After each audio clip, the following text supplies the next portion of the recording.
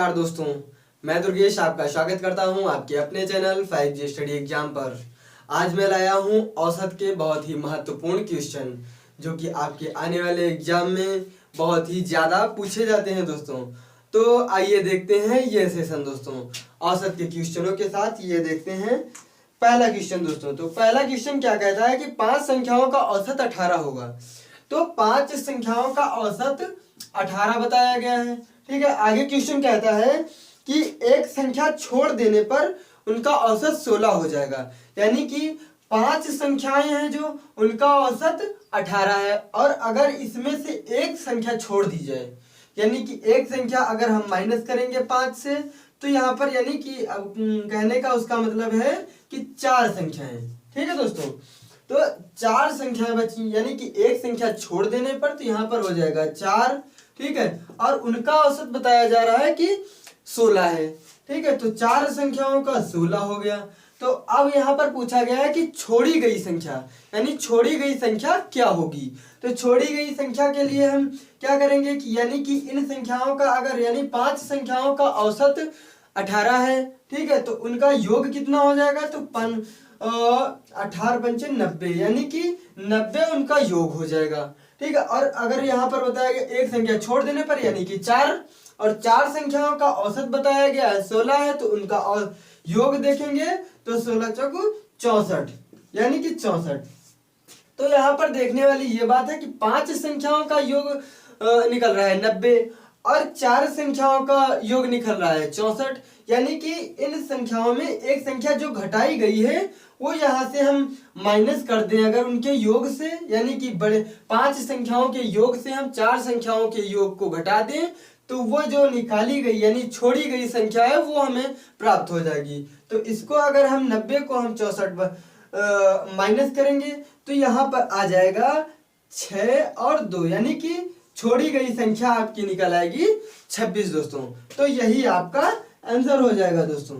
तो आइए देखते हैं अगला क्वेश्चन। अगला क्वेश्चन कहता है कि एक कार की 7 माह की पेट्रोल की औसत मासिक खपत 110 लीटर है। 7 महीने में 110 लीटर। ठीक है, 110 लीटर औसतन, यानी कि औसतन 110 लीटर 7 महीने में वो पेट्रोल खाती है। ठीक है, तो खपत है उसकी। और आगे बताया गया है कि उसी की यानी कि अगले 5 माह की, यानी अगले 5 माह की औसतन खपत कितनी है, तो 86 लीटर है। यानी कि अगले 5 महीने की तो उसकी 86 है। ठीक है, 86 है।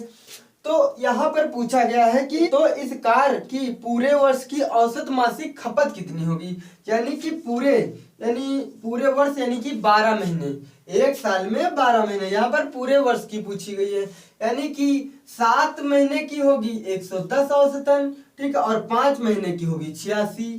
ठीक है, तो यहाँ पर अगर हम इनका योग यानी कि इनका योग निकालें 7 महीने में कितना खाएगी, ठीक है, कितने लीटर, तो इसका मल्टीप्लाई यानी कि 777 लीटर। 777 लीटर वह पेट्रोल खाएगी 7 महीनों में। ठीक है, योग निकालेंगे, और 5 महीने में कितने खाएगी, तो 5 छके 30 और 5 अट्ठे 40, 3 43, यानी कि 430 लीटर खाएगी अगले 5 महीने में। यानी कि पूरे साल की यानी कि 12 महीने की बात करें तो ये 12 महीनों में खाएगी 0 0 और 12, यानी कि 1200 लीटर। 12 महीने में 1200 लीटर यह पेट्रोल खपत करती है कार। तो यहाँ पर पूछा गया है कि मासिक खपत कितनी होगी।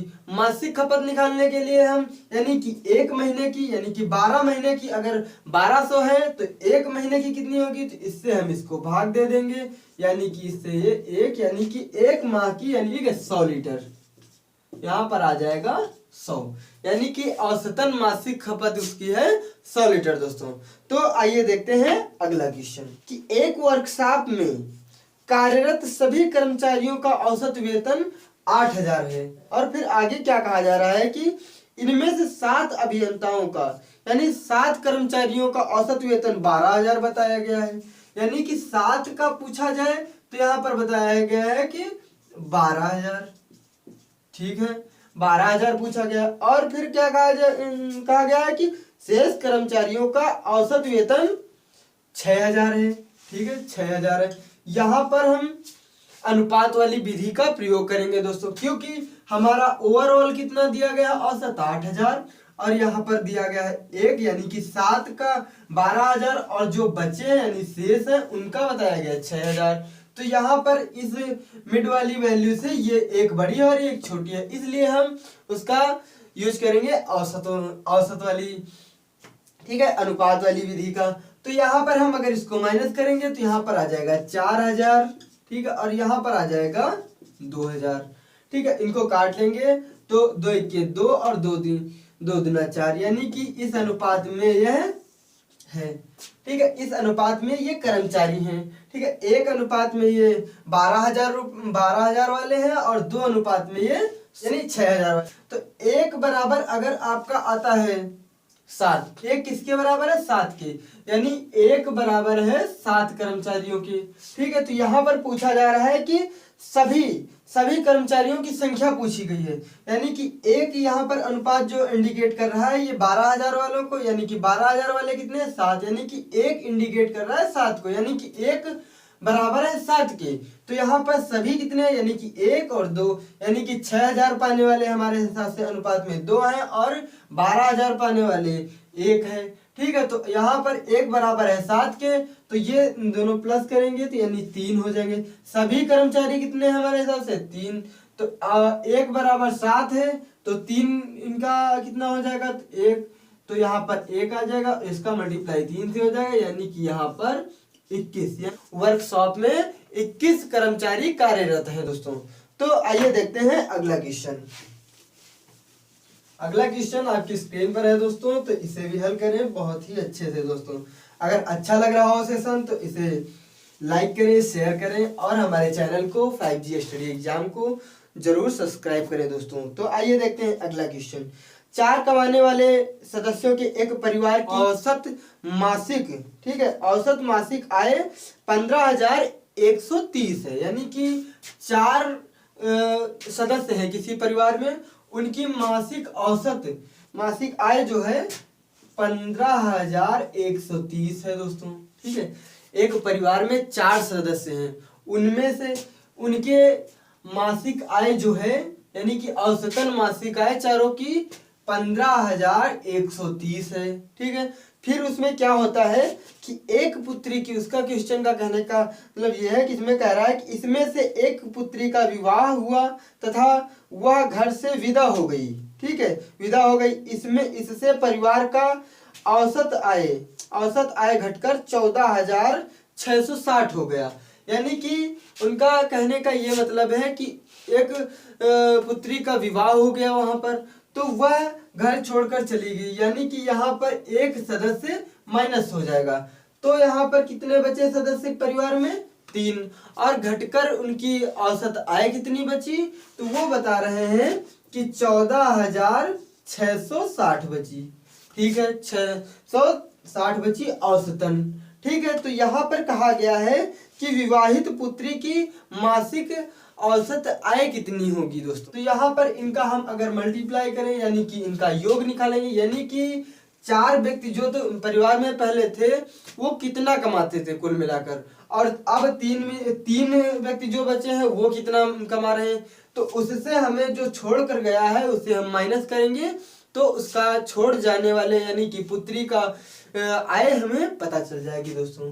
तो इसका मल्टीप्लाई करेंगे यहाँ पर योग निकालने के लिए, तो यहाँ पर करेंगे मल्टीप्लाई, तो 60520। ठीक है, 4 लोग कमाते थे, 60520 रुपए मंथली उनकी आय थी।